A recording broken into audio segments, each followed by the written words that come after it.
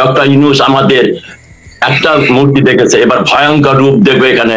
সেখানে পদর্পণ করার পর থেকে যে অবস্থাটা শুরু হবে, অলরেডি গত রাত থেকে শুরু হয়ে গেছে, কাজ শুরু হয়ে গেছে এখানে, সে কোথাও শান্তিতে থাকবে। সিদ্দিকুর রহমান সাহেবের কাছে, সভাপতি যুক্তরাষ্ট্র আওয়ামী লীগ, প্লিজ আপনি আমাদের জানাবেন যে আজকে আমেরিকাতে এই যে আমাদের যে আদম ব্যাপারী এবং এনজিওগ্রাম সরকারের যে সকল্ড এনজিওগ্রাম সরকারের যে প্রধান এবং তার যে 3-4 জন সিকিউরিটি গার্ড নিয়ে চলে গেলেন, তাদের সাথে আপনাদের কিরকম আপ্যায়ন হলো, আলোচনা হলো, পর্যালোচনা হলো, যদি একটু বাংলাদেশের দর্শকদের, মুক্তিযুদ্ধের পক্ষের দর্শকদের একটু শোনাতেন প্লিজ। আসসালামু আলাইকুম হেমচন্দ্র ভাইদের আদাব। আজকের এই দিনটি 22শে সেপ্টেম্বর 2025 বাঙালি জাতির জন্য একটা কলঙ্কযুক্ত দিন হতে যাচ্ছে। অল্প কয়েক ঘন্টার মধ্যে সে রক্তাক্ত হাত নিয়ে যে লোকটি তার সাথে আজ থেকে 54 বছর আগে জাতির পিতা বঙ্গবন্ধু বাংলা ভাষা বক্তৃতা দিয়ে বিশ্বের দরবারে আমাদের নাম মাথা উঁচু করে রেখেছিলেন, সেই জায়গাটি কলঙ্কিত করতে আসছে। সেই যুদ্ধ বিরোধী, যুদ্ধ অপরাধী যারা 14 আগস্ট আমাদের বুদ্ধিজীবীদের হত্যা করেছে, 30 লাখ শহীদ জীবন দিয়েছে এবং 2 লাখ মা বোনের, সেই স্বাধীনতাকে কলঙ্কিত করার দিন আজকে সেটা ফ্যাসিস্ট খুনি ভণ্ড ইউনূস করতে যাচ্ছে। সেই জন্য আমরা গত রাত্রে আপনি হয়তো দেখেছেন ভিডিওতে হাজার হাজার নেতা কর্মী আমরা বিক্ষোভ দেখি, প্রবাসীরা, এটা শুধু যুক্তরাষ্ট্র আওয়ামী লীগ না, এটা শুধু আওয়ামী পরিবার না, আপামর প্রবাসীরা তারা এখন ক্ষুব্ধ।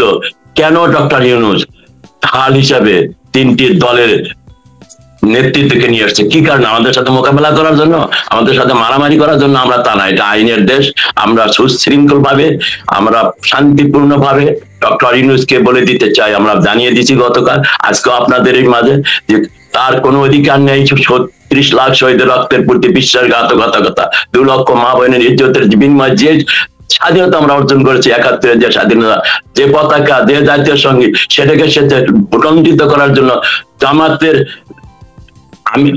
নেতৃত্বকে এখানে নিয়ে এসে যে পাকিস্তানের আদলে আর একটা বাংলাদেশের নতুন বাংলাদেশ ফেব্রুয়ারি মাসে যে অনন্য, তার তথাকথিত অনন্য নির্বাচনের মাধ্যমে উপহার দিতে, সেটা আমরা হতে দেব না প্রবাসীরা। আমি আপনার এই অনুষ্ঠানের মাধ্যমে বাংলাদেশ 100 কোটি মানুষের আকুল আবেদন রাখবেন চাই, একটু মনে রাখেন সে 71-এর দিনগুলির কথা, একটু মনে রাখেন 25শে মার্চের কথা, একটু মনে রাখেন 7ই মার্চের সেই বক্তৃতা, ভুলে যাবেন না। এবং আমাদের আরো আক্ষেপ, আমরা সেই জন্য বলছি, ডক্টর ইউনূস আমাদের একটা মূর্তি দেখেছে, এবার ভয়ঙ্কর রূপ দেখবে এখানে। সেখানে পদর্পণ করার পর থেকে যে অবস্থাটা শুরু হবে, অলরেডি গত রাত থেকে শুরু হয়ে গেছে, কাজ শুরু হয়ে গেছে এখানে, সে কোথাও শান্তিতে থাকবে। আপনাদের বলতে পারি, আমরা তাকে উচিত শিক্ষা দেব এবং তার এখনো সময় আছে সারা পৃথিবীর কাছে ক্ষমা চাওয়া। গত বছর সে যেটা বলেছিল, রিসেট বাটন পুশ করে সে স্বাধীনতা সবকিছু সে মুছে ফেলেছে, সেটা মুছে ফেলতে পারবে না। তার কারণ 71-এর প্রহরী আপনারা যারা আছেন, আমরা এখনো জীবিত আছি, আমাদের শেষ রক্তবিন্দু হলেও আমাদের সেই 30 লক্ষ শহীদ এবং দুমান মাহমুদ তাদের সম্ভ্রমে যে স্বাধীনতা, সেটা আমরা রক্ষা করার চেষ্টা করব। জয় বাংলা, জয় বঙ্গবন্ধু। এবং আরো বলবো যে আপনার এই মাধ্যমে যারা আমার নিউ ইয়র্কের আশেপাশে অলরেডি লোকজন সব নিউ ইয়র্কে এসে অবস্থান করছে 50টা স্টেট থেকে, তাদেরকে আমি অনুরোধ করবো 12টার ভেতর টার্মিনালে এটি অবস্থান নেওয়ার জন্য। সে যখনই নামবে টার্মিনালে এটি আমরা তখন অবস্থান করবো, তাকে আমরা কালো পতাকা দেখাবো। তারপর আরো কিছু আপ্যায়নের ব্যবস্থা আছে তার জন্য, তার সঙ্গীতের জন্য এই দেশের আইনকে, পুলিশকে সেটা জানানো হয়েছে আমরা কি করতে পারি। তারপরে সে তার আবাসস্থল আমরা গ্রাহ করে রেখেছি। আমার সেখানেও বাংলাদেশ যুক্তরাষ্ট্র আওয়ামী লীগ তার অঙ্গ সংগঠনের নেতা কর্মীরা সেখানেও গ্রাহ করে বসে থাকবে।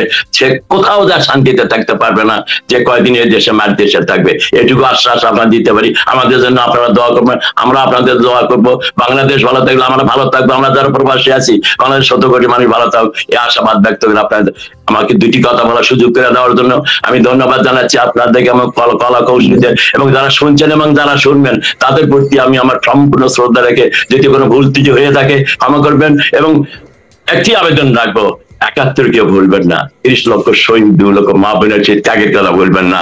যে পতাকা, যে জাতীয় সঙ্গীতকে যে যে জাতীয় সঙ্গীতটি আমাদের দিয়ে গেছে, এটা যেন কোনোভাবে বিঘ্নিত না হয়। যে সর্বোপরি জাতির পিতা বঙ্গবন্ধুর বাড়ি 32 বাড়ি যেভাবে কুড়িয়ে দিয়েছে, আসুন আমরা হয়তো পূর্তি সঙ্গ দিতে পারবো না, কিন্তু আমরা এটা মনে রাখবো।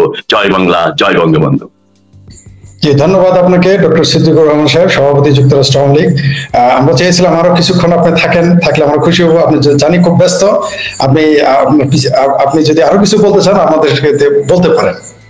না, আমি এখন আর কিছু বলতে চাচ্ছি না। আপনারা যে আমাদের এটা যে কভার করতেছেন, আমি দেখি আমাদের তো বাংলাদেশের টিভি বা চ্যানেল তারা তো কভার করছেন, আপনাদের মতো যারা দিন রাত কাজ করছেন আমাদের খবর দিয়ে আপনারা বাংলাদেশের জনগণকে জানিয়েছে, আমরা সেটা খবর পাচ্ছি। আমার গ্রামের বাড়ি থেকে সবাই কল করতেছে, আমরা এখানে কি করতেছি। গতকাল এক সাংবাদিকরে শেষ পর্যন্ত পুলিশ তাকে উদ্ধার করে নিয়ে গেছে। আমরা এখানে সহ্য করবো না 71 বিরুদ্ধে কোন ধরনের কর্মকাণ্ড আমরা সহ্য করবো না। এই মাটিতে সে বাংলাদেশ আওয়ামী লীগে সে কর্মকাণ্ড বাংলাদেশে নিষিদ্ধ করেছে, আমেরিকা তো নিষিদ্ধ করতে পারে। এবং সেটা একটা কথা বলি, দেখেন ওরা কিরকম মিথ্যাচার করে। যে মাহফুজ যখন গতবার এসেছিল, আমরা কিন্তু তাকে মারতে আমরা তাকে অবরোধ করে রেখেছিলাম। আমরা এখানকার পুলিশ কে দাঁড়িয়েছি, যে লোকটি এখানে এসেছে যাকে সম্বোধনা দেওয়া হচ্ছে এই বিল্ডিং এ, সেই ব্যক্তিটি বাংলাদেশে এই টাইমসের খবর অনুযায়ী ৩,৫০০ পুলিশকে সে হত্যা করেছে। এবং ৩,৫০০ পুলিশের যারা হত্যা করে তাদের বিচার করা যাবে না, সেই সরকারের one of the master mind হলো এই ব্যক্তিটি। অতএব তোমাদের আমার সহযোগিতা চাই। পুলিশ কিন্তু আমাদের সম্পূর্ণভাবে সহযোগিতা করেছে, সে যখন 6 ঘন্টা অবরুদ্ধ অবস্থা ছিল। কিন্তু পক্ষান্তর তারা কি বলতেছে, আমাদের বিরুদ্ধে নাকি কেস করেছে। এবং কয়েকদিন আগে আমরা জানি না মিথ্যা সংবাদ যে একাধিক ব্যক্তিকে তারা দেশে FBI অ্যারেস্ট করেছে। একাধিক হলে একজন হলো সেটা সিদ্দিকুর রহমান। তো আমাকে কোনো অ্যারেস্ট করা বা আমি তো কোনো লনলাইনেস কাজ আমরা করিনি, আমরা তখনও করিনি, এখনো করবো না, যে সময় থাকবে তাও করবো। কিন্তু এদেশের আইনের ভেতর দিয়েই আমরা যা করা সেটা করবো, এবং সেটা আমরা দেখতে পাবেন।